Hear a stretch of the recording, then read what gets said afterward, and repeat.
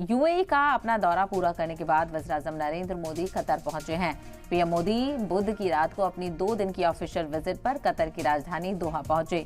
दोहा पहुंचने के बाद उन्होंने कतर के पीएम शेख मोहम्मद बिन अब्दुर्रहमान बिन जसीम अल सानी के साथ मीटिंग की और बैठक के बाद पीएम नरेंद्र मोदी ने ट्वीट करते हुए कहा कि कतर के पीएम के साथ उनकी मुलाकात शानदार रही है।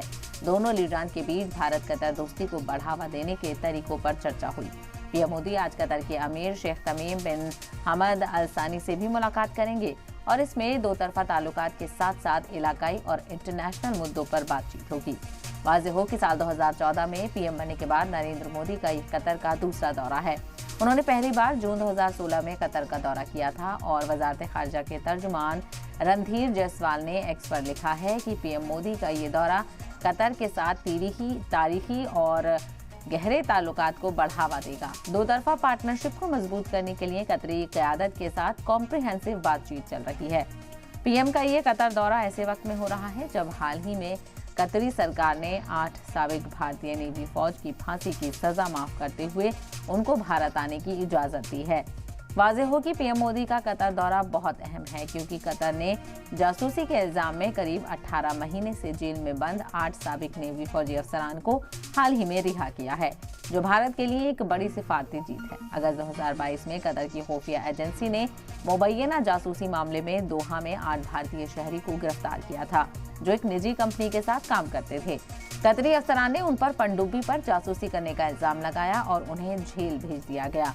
इस मामले में उनको मौत की सजा सुनाई गई थी। नवंबर 2023 में भारत सरकार ने कतर की एक हाई कोर्ट में मौत की सजा के खिलाफ अपील दायर की। वहीं सिफारती तौर पर भी कोशिशें की गई। इसके बाद कतर की एक अदालत ने 8 नेवी फौजी दिग्गजों की मौत की सजा को पलट दिया। अदालत ने मौत की सजा को घटाकर जेल की सजा में बदल दिया।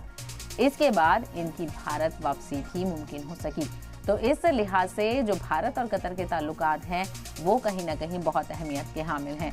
इसी को लेकर खास चर्चा करते हैं। हमारे साथ 2 खास मेहमान जुड़ गए हैं, उनका तारुफ आपसे करा देते हैं। इंटरनेशनल अफेयर एक्सपर्ट राजन कोचर जी हमारे साथ जुड़ गए हैं और पॉलिटिकल एनालिस्ट निरंजन पोडार जी हमारे साथ जुड़ गए हैं। सबसे पहले राजन जी, इन बढ़ते हुए रिश्तों को लेकर आगे के लिए किस तरह की हिकमत अमली तैयार हो रही है और आगे के लिए क्या कुछ इशारे मिल रहे हैं, इसको लेकर आपसे तफसील चाहेंगे।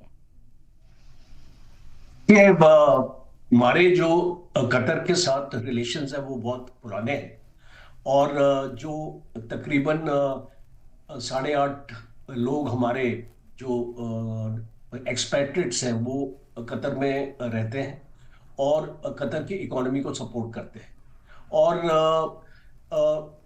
ख़ास तौर पे एनर्जी के क्षेत्र में, फूड के क्षेत्र में और मटेरियल्स के क्षेत्र में, रॉ मटेरियल जो हम को इंपोर्ट करते हैं वो कतर और इंडिया के 3rd लार्जेस्ट इंपोर्टर है और इसीलिए एक फ्रेंडशिप इंडिया के साथ कतर के लिए बहुत महत्व रखती है और स्पेशली जो आपका LNG है, लिक्विड नेचुरल गैस, जो हम कतर से ऑलमोस्ट 40% हमारी रिक्वायरमेंट को इंपोर्ट करते हैं।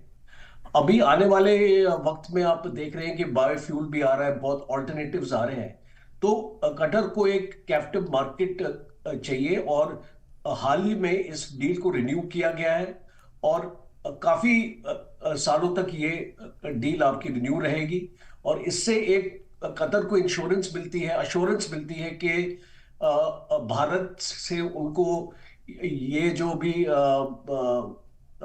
फाइनेंशियल का जो मदद है, जब हम इसको इंपोर्ट करते हैं, एक्सपोर्ट करते हैं, पैसा आता है देश में, उसको निवेश आता है देश में और देश अपने आगे अपना तरक्की कर सकता है।